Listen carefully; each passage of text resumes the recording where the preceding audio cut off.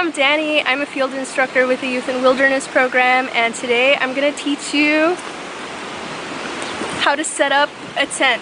First thing you want to do is find an empty space that doesn't have any rocks on it and has level ground. Something that looks kind of like this. Your tent has two main components, the inside and the rainfly. My audio started acting really funky at this point, but you're going to locate your long and slinky tent poles, put them together, and attach them to the clips that are on your tent. You're going to do this on both sides. When you're done attaching your tent poles to the clips on your tent, you're going to grab the end of your tent pole and put it through the hole on the end of your tent. You're going to do this on all four sides. Think of the tent poles as the skeleton or the spine of the tent. They give it the structure and the strength it needs to stand up on its own.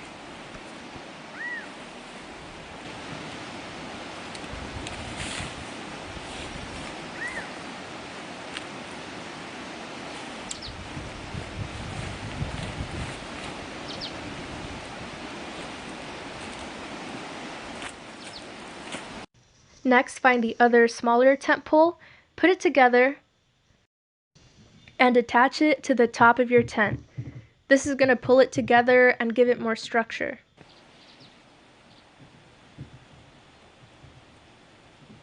Clip the yellow pole to the center of your tent, and on the two ends, clip the yellow pole and the orange pole together.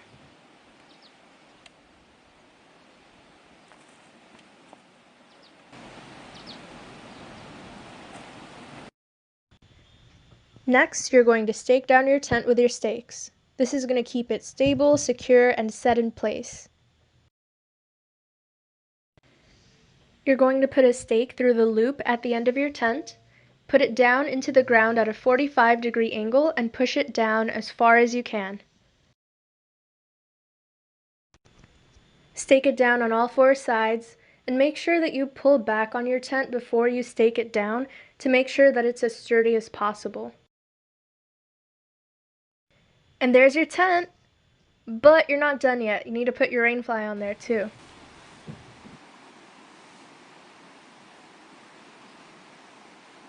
Putting on the rainfly can be kind of confusing, but my tent is color-coded, so all I have to do is match the red parts of my rainfly to the doors of my tent.